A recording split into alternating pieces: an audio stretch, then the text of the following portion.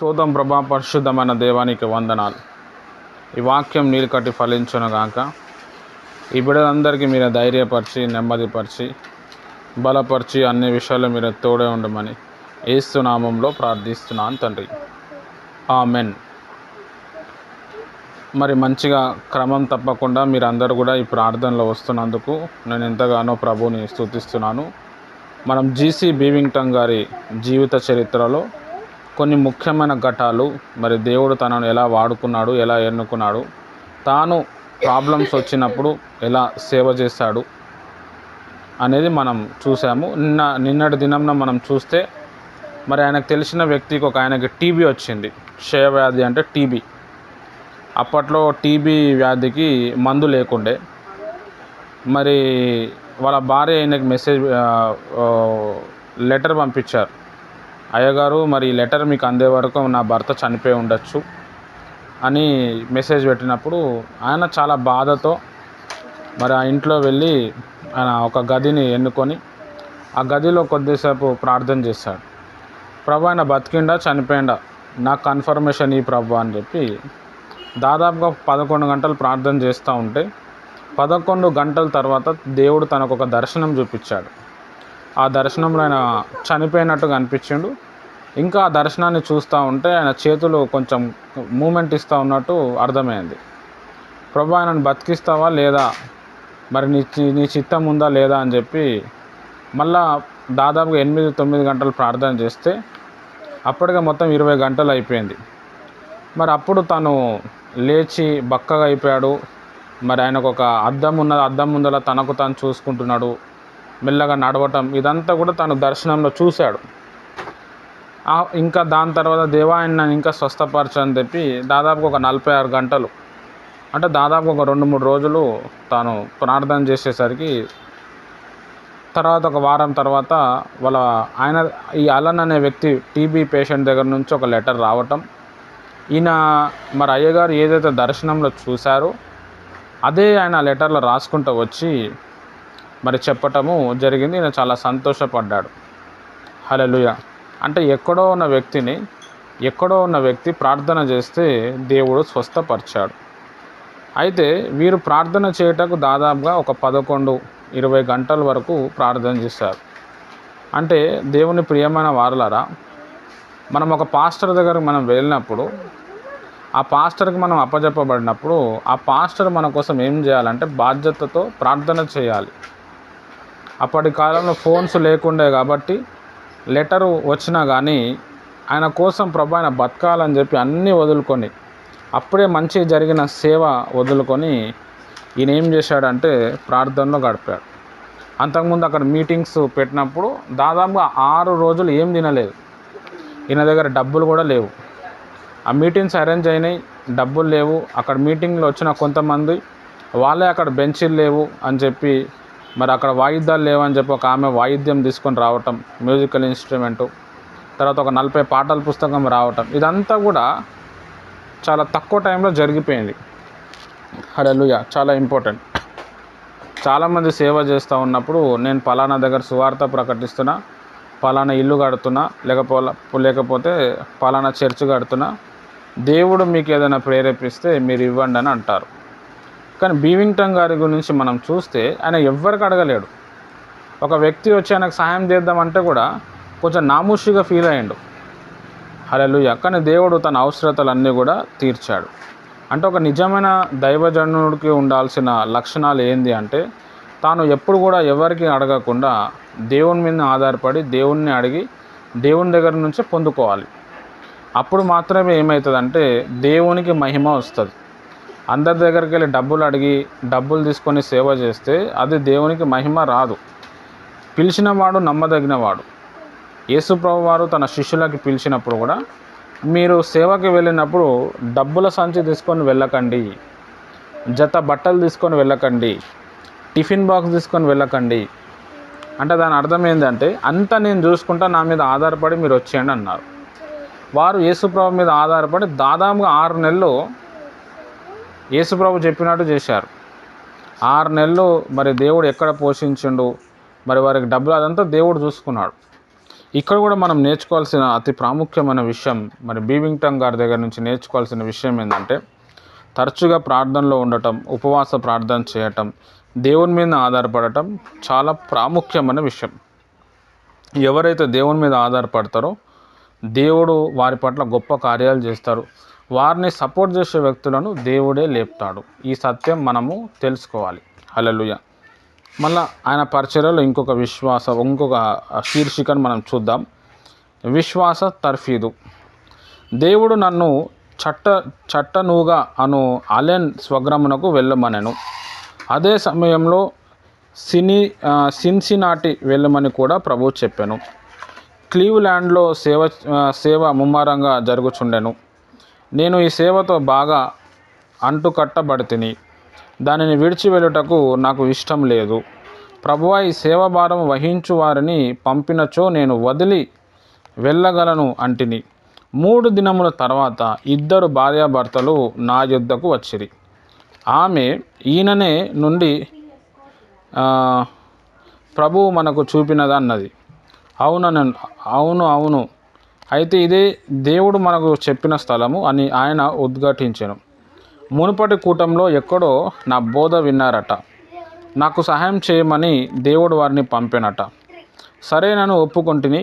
నా గదికి వెళ్ళి కన్నీటితో, ప్రభువా, నీవెవరిని పంపితివని నేను నమ్ముచున్నాను. కానీ ఈ ప్రజలు ఈ స్థితిలో వదిలి వెళ్ళుటకు నాకు మనసు ఒప్పుటలేదు.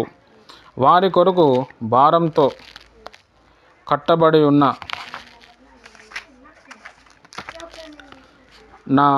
నా మనసును తేలికపరచుము అని ప్రార్థించి తిని, దేవుడు నా కన్నిటిని తుడిచి ఆ సేవను ఇతరుల చేతిలో వదిలిపెట్టుటకు నా మనసు నిమ్మలపరచను. సిన్సినాటి వెళ్ళుటకు $8 అవసరము. నా చేతిలో డబ్బు లేదు. నేను తిరిగి ప్రార్థించి తిని, ప్రభువా, నాకు ఆర్థిక సహాయము పంపుము. నీ సేవ అవసరతలను నీవు మాత్రమే తీర్చగలవు అని ప్రార్థించుచుండగా రక్షణ సైన్యమునకు చెందిన ఒక సోదరి తలుపు తట్టి, బీవింగ్టన్ గారు, మీరు వెళ్ళిపోచున్నారట గదా. ఇప్పుడు వచ్చిన కొత్త సేవకునికి స్వంత హార్మోనియం ఉన్నది కనుక మీ హార్మోనియం ఆయనకు అవసరం ఉండదు. నాకు అది అమ్ముతారా అని అడిగాను. నాకు అసలు సరుకులు అమ్మే అలవాటు లేదు. 14 స్థలములు నేను సేవ ప్రారంభించితేనే కానీ ఒక్క చోటి నుండి కూడా మరొక చోటికి ఏ సామాగ్రి వెళ్ళలేదు, ఏది అమ్మలేదు. ఈ సోదరి, ఇది మాకమ్మండి, మీకు డబ్బు కూడా అవసరమై ఉంటుంది. ఎంత కొన్నారు అన్నది.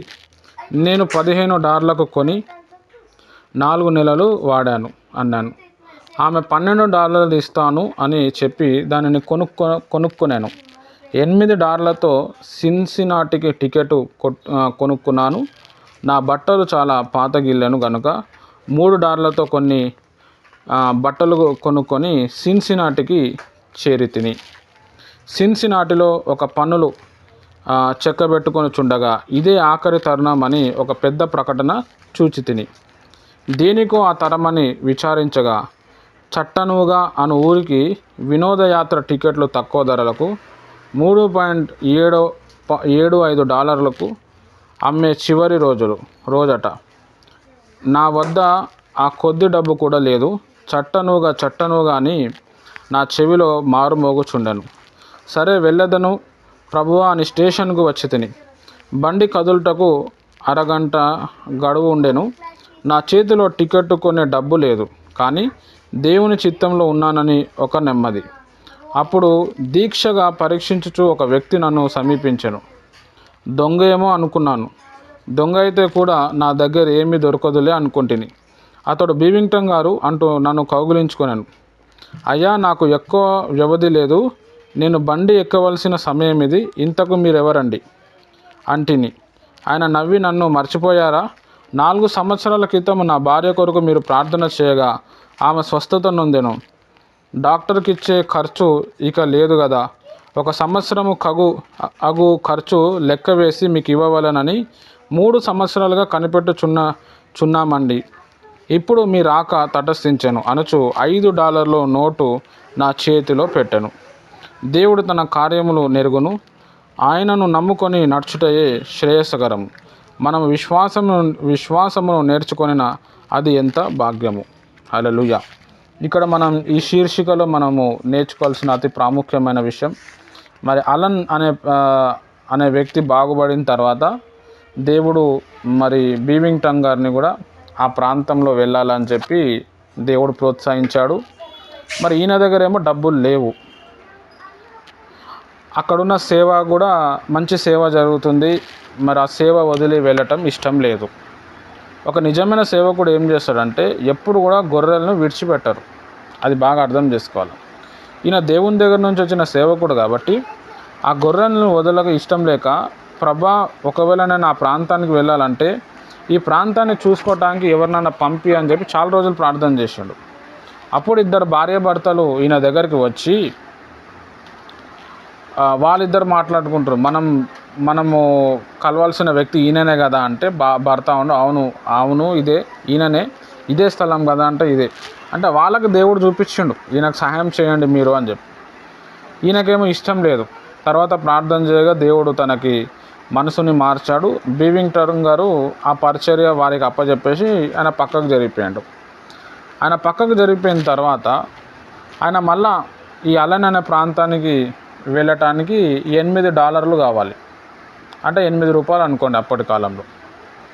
$8 అంటే ఇప్పుడు డాలర్ $50 $70 ఉంది. $50 వేసుకున్నా కానీ మరి 5 8 40 40 వేసుకోవచ్చు మనం. అయితే $8 కావాలి. ఈ $8 ఈయన దగ్గర లేవు. ఈయన ప్రార్థన చేస్తుండు, ప్రభా మరి నా అవసరాలను తీర్చే దేవుడు నీవే కదా, మరి నాకు ఈ సమస్య ఉంది, నాకు ఈ కష్టం ఉంది, నువ్వు తప్ప ఇంకెవరు తీరుస్తాడని చెప్పి ఆయన దేవుని దగ్గర అడుగుతున్నాడు. దైవజనుడే దేవుని దగ్గర అడుగుతున్నప్పుడు విశ్వాసి ఎట్లా ఉండాలో ఒకసారి అర్థం చేసుకోవాలి మనం. కానీ ఇప్పుడున్న దైవజనులు మనుషులకు అడుగుతున్నారు. హల్లెలూయా. ఈయన దేవునికి అడుగుతూ ఉంటే అక్కడ ఒక ఆమె వచ్చింది. ఆమె వచ్చి, అయ్యా మీ దగ్గర హార్మోనియం ఉంది కదా, మరి ఆ హార్మోనియం నాకు అమ్మేస్తారా అని అడిగింది. ఈయనకేమో అమ్మటం ఇష్టం లేదు. ఈయన ఏం చేస్తాడు, ఎక్కడ ప్రేయర్కి పోయినా ఈయన మ్యూజికల్ ఇన్స్ట్రుమెంటు, బైబుల్, పాటల పుస్తకాలు అన్నీ తీసుకొని పోతాడు. అక్కడ ఉన్న వాళ్ళకి ఫ్రీగా పనిచేస్తాడు. హార్మోనియం అంటే అప్పట్లో చాలా కాస్ట్లీ ఐటమ్ అది. ఈయన అప్పుడు ఎంత $10 కొని ఒక 4-5 నెలలు నడిపించాడు. అయ్యా మరి నీకు ఇష్టమైతే నేను అది కొనుక్కుంటా, నేను $12 ఇస్తా అని చెప్పింది ఆమె. ఈయనకి ఇష్టం లేదు, కానీ ఈయన అవసరత ఉంది కాబట్టి దేవుడు తనను ఒప్పించి అది ఇప్పించాడు. ఆ $12తో ఈయన ఏం చేశాడంటే టికెట్ తీసుకొని బయలుదేరటం మనం చూస్తాం. తర్వాత ఇంకొక ప్రాంతానికి వచ్చినప్పుడు ఆయనకు డబ్బులు అయిపోతే మరి ఈయనకు డబ్బులు కావాలి. ఈయనేమో విశ్వాసంతో రైల్వే స్టేషన్ దగ్గర ఉన్నాడు. దేవుడు చెప్పిండు కదా, దేవుడు పంపిస్తాడు కదా, దేవుడు ఎక్కిపిస్తే డబ్బులు ఇస్తే నేను వెళ్తా, లేకపోతే లేదు అని. ఒక వ్యక్తి కలిశాడు. ఈయనేమో దొంగ అనుకున్నాడు.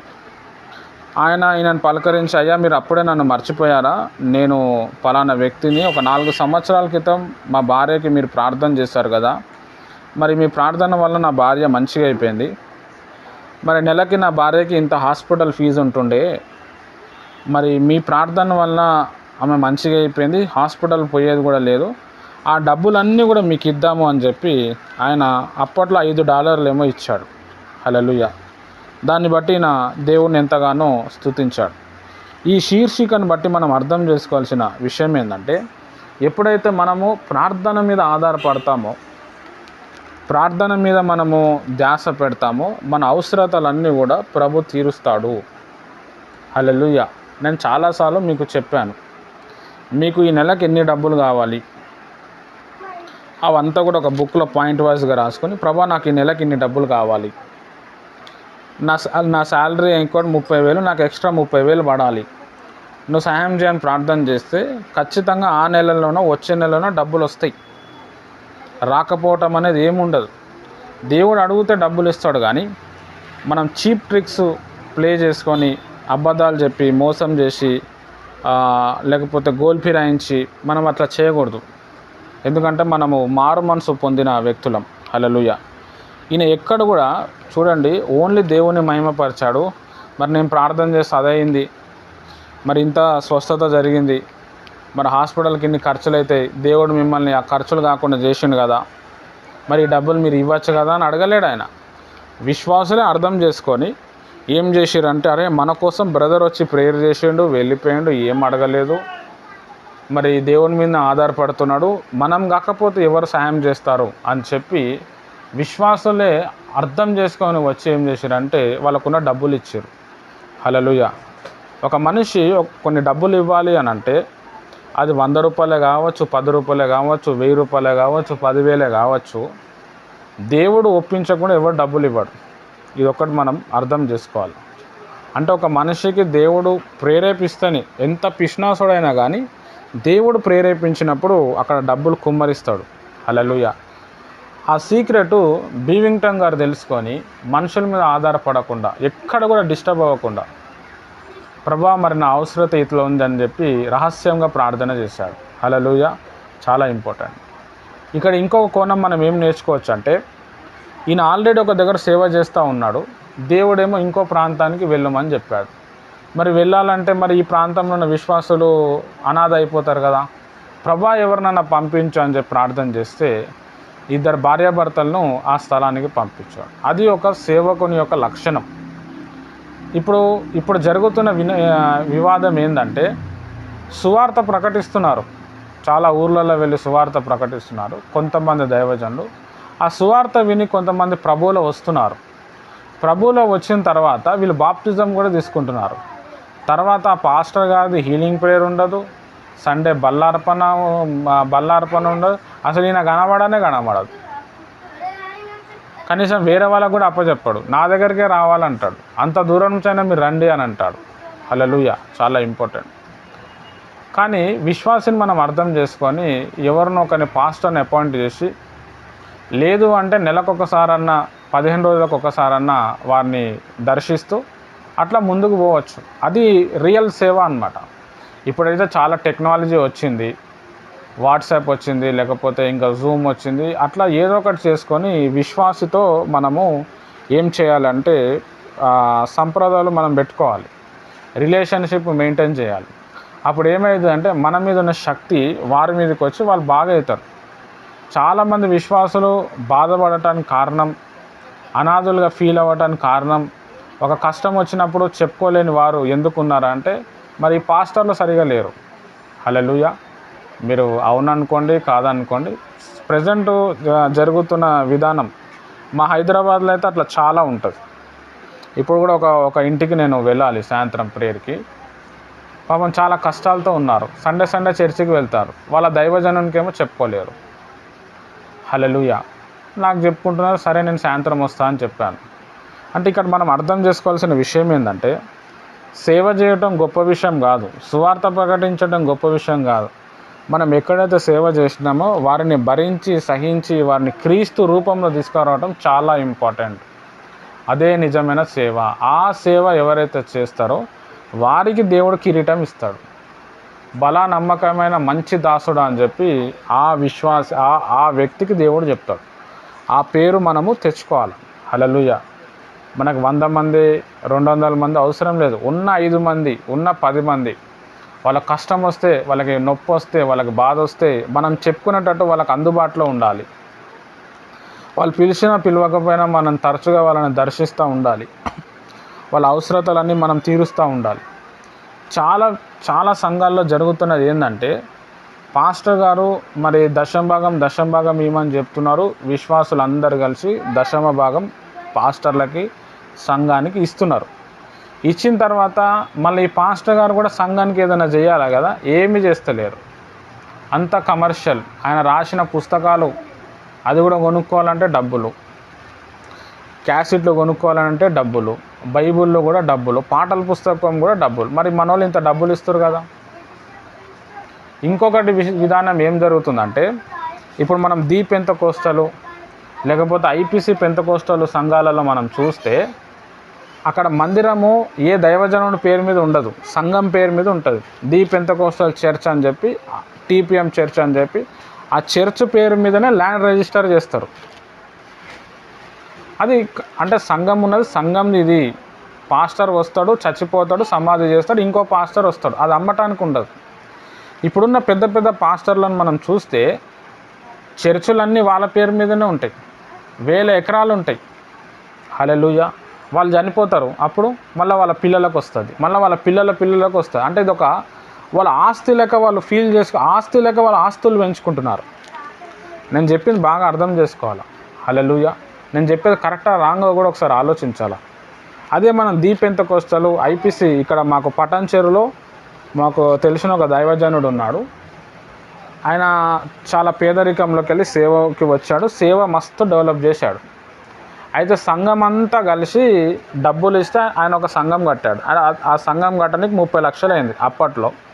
ఇప్పుడు ₹1 కోటి సంఘం అది.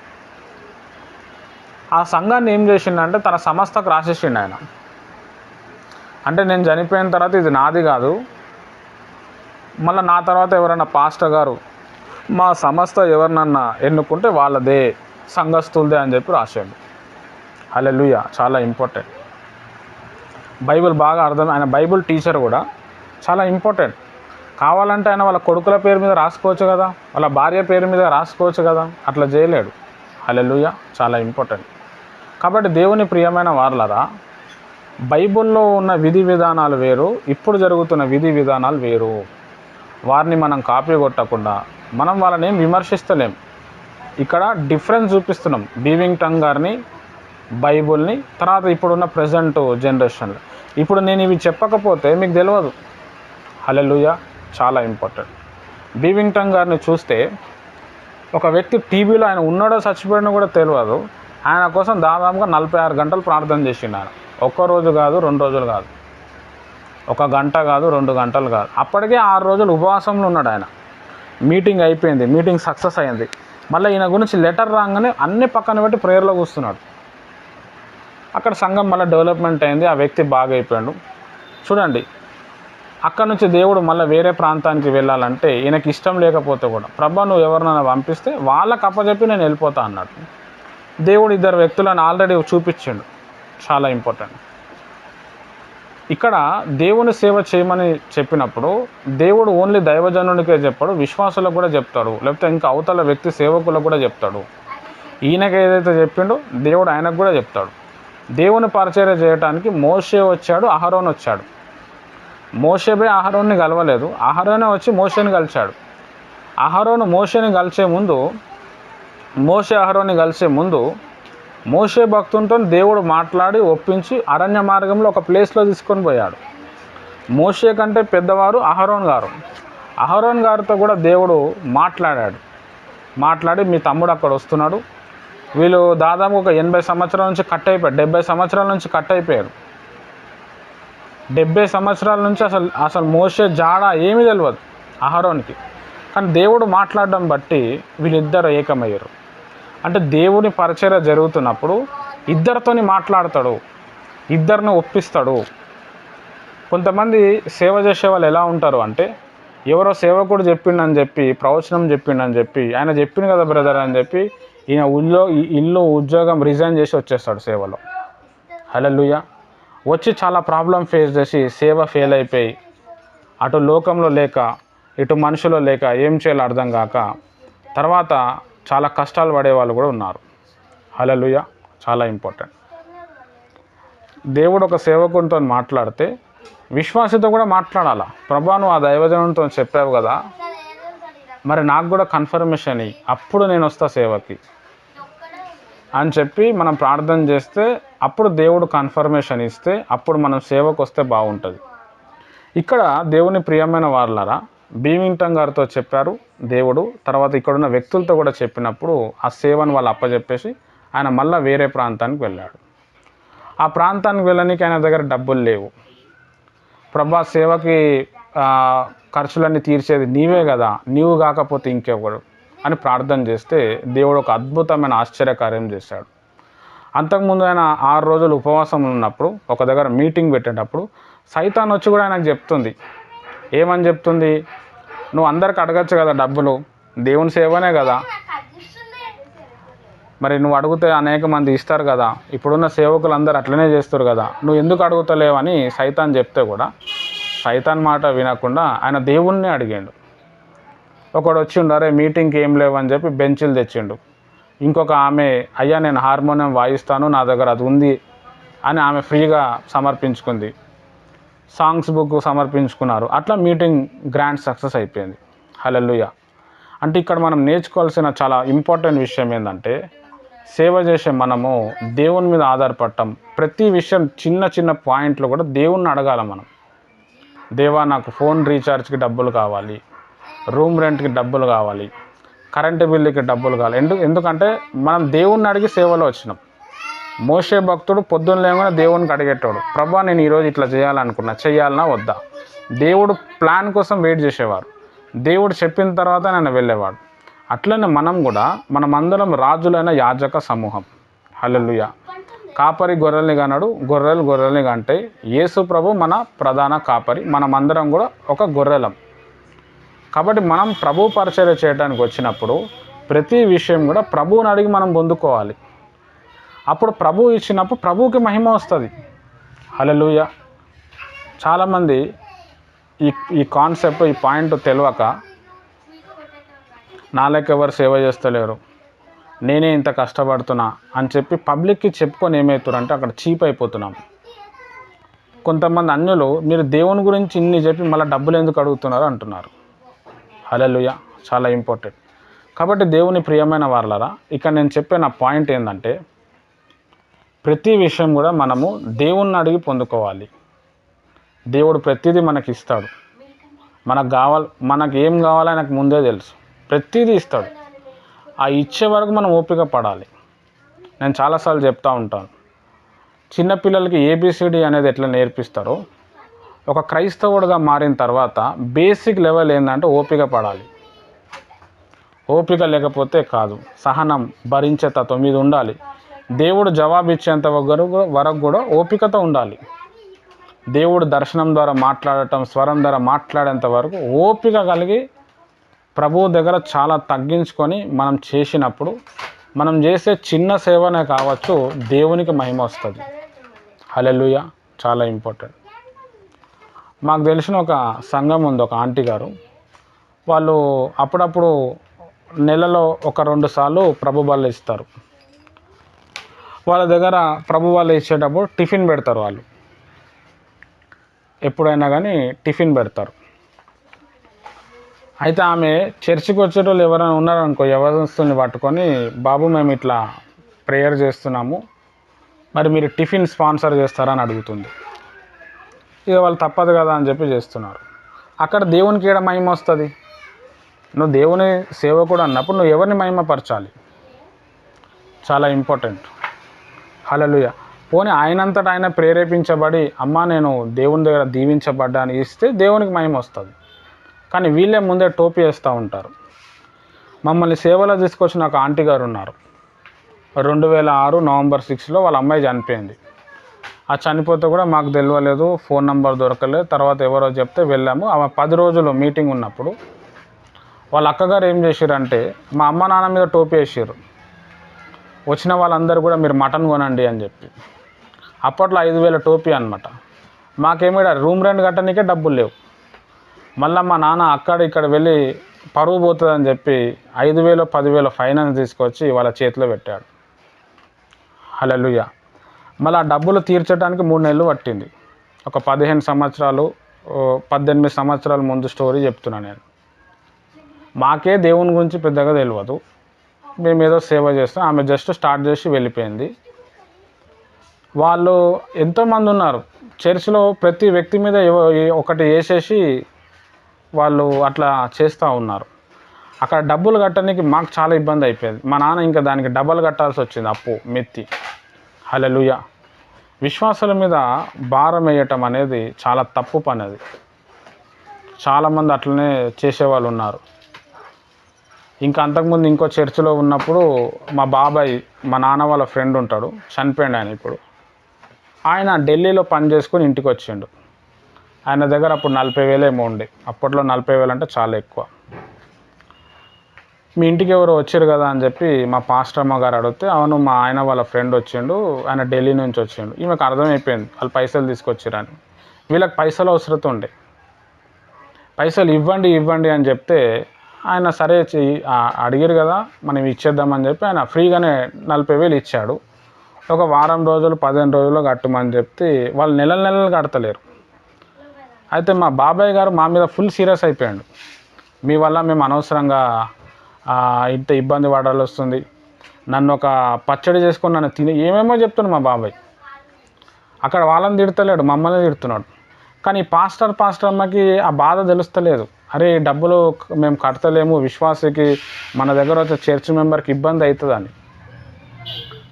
ఇక మా నాన్న ఏం చేసిండంటే వాళ్ళ ఇంట్లో పోయి కూర్చొని మీరు డబ్బులు కట్టేంతవరకు నేను ఇంట్లోకి వెళ్ళి వెళ్ళానని చెప్తే అప్పుడప్పుడే మళ్ళీ వేరే వాళ్ళ దగ్గర నుంచి అప్పు తెచ్చి ఇచ్చారు.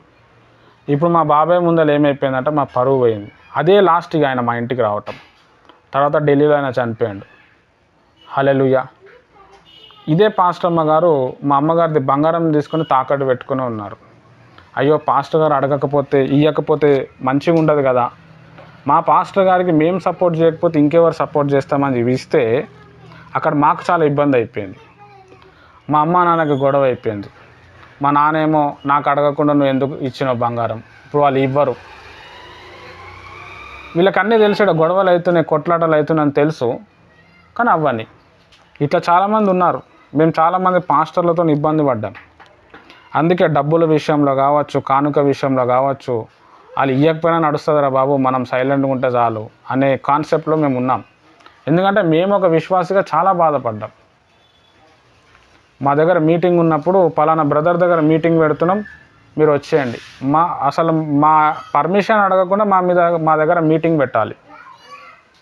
మళ్ళీ మీటింగ్ పెట్టినప్పుడు 30-40 మంది వస్తారు, మళ్ళీ వాళ్ళకి భోజనాలు ఏర్పాట్లు. వీళ్ళు అలా ఆలోచించాలి కదా. ఒక పాస్టర్ అమ్మ ఆయనేమో హోటల్లో పని చేస్తున్నాడు, 7 నుంచి తీసుకొస్తాడు. వాళ్ళ మీటింగ్కి ఒప్పుకోకపోతే మళ్ళీ పెద్ద పెద్ద డైలాగులు నెక్స్ట్ సండే వాక్యం. హల్లెలూయా. చూడండి దేవుని ప్రియమైన వారలారా, ఇట్లా పీడించుకునే వాళ్ళు కూడా ఉన్నారు. ఇవన్నీ నేను చెప్తే కానీ మీకు తెలియదు, చాలా ఇంపార్టెంట్. ఇప్పుడు చెప్తే ఓహో పాస్టర్ ఇట్లా ఉండాలన్నా, విశ్వాసం ఎంత బాధపడతారో మీకు తెలుస్తుంది. మనం దేవుని సేవకి వచ్చినప్పుడు దేవుడు డబ్బులు ఇస్తే ఇస్తాడు, లేకపోతే లేదు. ఉంటే సేవ చేద్దాం, లేకపోతే లేదు. వేరే వ్యక్తి మీద ఎందుకు ఇబ్బంది పడాలండి? మనం కూడా ఒకప్పుడు విశ్వాసులమే కదా, ఒక పాస్టర్ కింద ఉండి దెబ్బతిన్న వాళ్ళమే కదా అని చాలామందికి ఉండదు. నేను ప్రేయర్ చేసినా కాబట్టి నీకు పని జరిగింది, నా దగ్గర వస్తేనే నీకు పని అయింది.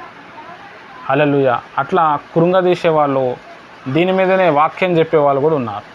కానీ బీవింగ్టన్ గారి గురించి మనం ఆలోచిస్తే దేవుని ప్రియమైన వాళ్ళరా, ఆయన ఓన్లీ దేవుణ్ణి అడిగాడు. సైతాన్ వచ్చి చెప్తున్నది నువ్వు అడగచ్చు కదా, పబ్లిక్కి అడగలేడు ఆయన. చాలా ఇంపార్టెంట్. కాబట్టి నేను ఇక్కడ చెప్పే విషయం ఏంటంటే, దేవునితో మనం ఎంత సీక్రెట్ రిలేషన్షిప్ మెయింటైన్ చేస్తామో బయట దేవుడు అంత బలంగా మనల్ని వాడుకుంటాడు. ఎవరైతే దేవుని మీద ఆధారపడారో వాళ్ళే డబ్బులు ఇవ్వండి, మీరు ఇవ్వకపోతే పని జరగదు అని చెప్తారు. దేవుని మీద ఆధారపడే వ్యక్తుల్ని మనం చూస్తే ఏసన్న గారు కావచ్చు, భక్త్ సింగ్ గారు కావచ్చు, పిఎం శామ్యుల్ గారిని కావచ్చు, వీళ్ళనందరినీ తీసుకోండి, వీళ్ళు ఎక్కడ కూడా డబ్బులు అడగలేదు. పిఎం శామ్యుల్ గారు కేరళ నుంచి వచ్చి సేవ చేస్తూ మచిలీపట్నంలో సేవ చేయమని చెప్పి దేవుడు చెప్తే ఆయన బట్టలు ఉతుకోవటానికి చెరువు దగ్గరికి వెళ్ళి ఒకటే జత ఉండేది, ఆ బట్టలు ఉతుక్కొని ఆయన దిగంబరిగా చెరువులో ఉండేవాడు. ఆ బట్టలు ఆరేసి ఎవరైనా నన్ను చూస్తారేమో అని చెప్పి ఆ చెరువులో ఉండేవాడు. ఆ బట్టలు ఆరిపోయిన తర్వాత ఆ బట్టలు వేసుకొని మళ్ళీ వేరే వాళ్ళ ఇంటికి మీటింగ్కి పోతుండే. అలాంటి వ్యక్తి పెద్ద పెద్ద చర్చలు కట్టిండు, ఓన్లీ విశ్వాసంతో, ప్రార్థనతో. హల్లెలూయా. విజయవాడ నుంచి వరంగల్ వరకు నడుచుకుంటూ వచ్చేవాళ్ళు వాళ్ళు. అప్పట్లో సేవ అంత ఉంటుండే, చాలా కష్టం ఉంటుండే. వైజాగ్ నుంచి చెన్నైకి రైల్వే స్టేషన్ లేకుంటుండే ఒక 200 సంవత్సరాల క్రితం. వైజాగ్ నుంచి చెన్నైకి వెళ్ళటానికి పడవలో వెళ్ళాలి. పడవలో వెళ్ళడానికి 20 రోజులు పడుతుండే. చాలా కష్టంతో వాళ్ళు సేవ చేసుకుంటూ వచ్చారు. హల్లెలూయా. పురుషోత్తం చౌదరి గారు కావచ్చు, చాలా కష్టాలు, చాలా వేదన పడి వారు సేవ చేశారు. ఇప్పుడు ఆ సేవ విధానం, ఆ ఫలితం కనిపిస్తలేదు. హల్లెలూయా. ఇప్పుడు నేను ఇక్కడ సేవ చేస్తున్నా అంటే ఈ సేవ చాలా ఈజీ. కానీ అప్పుడు వాళ్ళు చేసిన సేవ చాలా కష్టం. వాళ్ళు ఎవరికి డబ్బులు అడగలేదు. పౌలు భక్తుడు ఎవరికి డబ్బులు అడగలేడు. పేతురు భక్తుడు ఎవరికి డబ్బులు అడగలేరు. హల్లెలూయా. మరి ఎవరికి అడిగారు బ్రదర్ అంటే దేవుణ్ణి అడిగారు. దేవుడు ఇస్తే తిన్నారు, లేకపోతే లేదు. చాలా ఇంపార్టెంట్. ఆ కాన్సెప్ట్ లోపల మనం వచ్చినప్పుడు దేవునికి మహిమ వస్తుంది. బీవింగ్టన్ గారు ఆ కాన్సెప్ట్లో వచ్చారు. దేవుడు తన బిడ్డల్ని ఎప్పుడు కూడా ఆశీర్వదిస్తాడు. ఎప్పుడు ఆశీర్వదిస్తాడు? ఆయన మీద ఆధారపడినప్పుడు. ఏమి తిందుమా, ఏమి తాగుదామా అని చెప్పి మీరు ఆలోచించకండి. మొదట నా నీతిని, నా రాజ్యాన్ని వెతకండి. చాలా ఇంపార్టెంట్. హల్లెలూయా. కాబట్టి దేవుని ప్రియమైన వారలారా, మనం కూడా ఒకవేళ మీరు ఎవరైనా సేవ చేయాలని మీకు ఉంటే దేవుని మీద ఆధారపడండి. దేవుణ్ణే ప్రతిదీ అడగండి. దేవుడు అన్ని అవసరతలు తీరుస్తాడు. అవసరతలు తీర్చే దేవుణ్ణి మనం నమ్మినాం. అద్భుతంగా ఉంటుంది. దేవుడే ఇస్తాడు. విశ్వాసులకు కూడా తెలవాలి, అయ్యో మా పాస్టర్ గారు దేవుని మీద ఆధారపడతాడు, ఎవరికి డబ్బులు అడగడు, ఇస్తే తీసుకుంటారు. అలాంటి వ్యక్తులు డబ్బులు ఇస్తే కూడా వాళ్ళకు ఆశీర్వాదం వస్తుంది. వాళ్ళు గమనిస్తారు, అరే పలానా వ్యక్తి చేతిలో 100 రూపాయలు పెట్టంగానే సాయంత్రం ఆ 100 రూపాయలు వచ్చేసినాయి. వాళ్ళు సాక్ష్యం చెప్పాలా, ఆ స్టేజ్కి రావాలా. మనం ఎప్పుడు వస్తాము అని అంటే ఫస్ట్ మనం దేవుని మీద ఆధారపడితేనే వస్తుంది. మనం దేవుని మీద ఆధారపడకపోతే కాదు. అట్లా ఇక్కడ సేవ అనే కాదు, ఏదైనా కావచ్చు, మీ మంత్లీ అవసరతలు కావచ్చు, అడగండి దేవుని. ప్రభా నాకు ఇంకా నువ్వు కాకపోతే ఎవరు తీరుస్తారు? నేను నీ మీద ఆధారపడి వచ్చినా కదా, నీ బిడ్డలను ఎప్పుడు సిగ్గుపరచవు కదా, యెహోవా కొరకు ఎదురు చూచువారు నూతన బలం పొందరన్నావు కదా, యెహోవా కొరకు ఏ మేలు కొదువై ఉండదన్నావు కదా, అడవిలో సింహం పిల్లలని ఆకలిగా ఉంటాయి కానీ మీరు ఆకలిగా ఉండరని చెప్పినావు కదా. ఇదిగో నా సమస్య ఇంత, నాకు నెలకి ఇన్ని డబ్బులు కావాలి, నాకు ఈరోజు నాకు ఒక 500 కావాలి, ఒక 1000 రూపాయలు కావాలి. మీరు అడగండి, సాయంత్రం వరకు మీకు డబ్బులు వస్తాయి ఖచ్చితంగా. నా అనుభవం అది. హల్లెలూయా. నువ్వు ఎక్స్పెక్ట్ చేసిన దానికంటే ఎక్కువ ఇస్తాడు దేవుడు. మనం అడగకపోతే దేవుడు ఇవ్వడు. బీవింగ్టన్ గారు దేవుణ్ణి అడిగాడు. ఆయన ప్రసంగంలో ఎక్కడ కూడా డబ్బులు అడగలే. ఒక దగ్గర మీటింగ్కి వెళ్ళినప్పుడు కూడా, మొన్న కూడా చెప్పినా నేను, వాళ్ళందరూ పిలిచి మీకు ఇంత డబ్బు ఇస్తాము అని చెప్పారు. అక్కడ అన్ని స్టాల్స్ ఉన్నాయి, సిగరెట్ అమ్మేవాళ్ళు ఉన్నారు, మందు అమ్మేవాళ్ళు ఉంటే ఇవన్నీ అయితే నేను చేయనని చెప్పిండు. వెళ్ళిపో అని చెప్పేసారు. మొత్తం సంవత్సరం అంతా కష్టపడితే కూడా ఆ ఒక్కరో డబ్బు రాదు, అంత డబ్బు వస్తుంది ఆయనకి. దాన్ని అంగీకరించలేడు ఆయన. ఆ హార్మోనియం అవన్నీ పట్టుకొని ఒక చెట్టు కింద ప్రార్థన చేస్తూ ఉంటే 2 భార్యాభర్తలు వచ్చారు. ఈయన పాటలు విన్నారు, ఈయన ప్రార్థన విన్నారు. అయ్యా మా ఊరికి రండి సేవ చేద్దాం అన్నారు. ఆ ఊరిలో సేవ సక్సెస్ అయింది. హల్లెలూయా. మరి ఆయన కూడా డబ్బులు తీసుకోవచ్చు కదా. ఒకసారి మనం ఆలోచిద్దాం. చాలా ఇంపార్టెంట్. కాబట్టి దేవుని ప్రియమైన వారలారా, ఇక్కడ నేను చెప్పే విషయం ఏంటంటే దేవుని మీద మనం ఆధారపడాలి. ఏ దైవజనుని మనం వెంబడించద్దు, ఓన్లీ యేసయ్యనే వెంబడించాలి. దేవుడు మహిమపరచబడాలి. మనం చెప్పగలగాలి, నేను దేవుని మీద ఆధారపడిన బ్రదర్, దేవుడే నాకు సాయం చేసిండని. విశ్వాసులు కూడా గమనిస్తారు, పాస్టర్ గారు ఎలా ఉన్నారు, ఎలా సేవ చేస్తున్నారు, ఆయన హోదా లేనిది, ఆయన హెచ్చు లేనిది, ఇవన్నీ గమనిస్తారు. హల్లెలూయా. చాలా ఇంపార్టెంట్. కాబట్టి ఇవన్నీ కూడా మీరు మైండ్లో పెట్టుకొని మీరు ప్రభు యొక్క పరిచర్య చేయండి. రైట్. మంచిది. దేవుడి మాటలు దీవించునుగాక. ఆమెన్.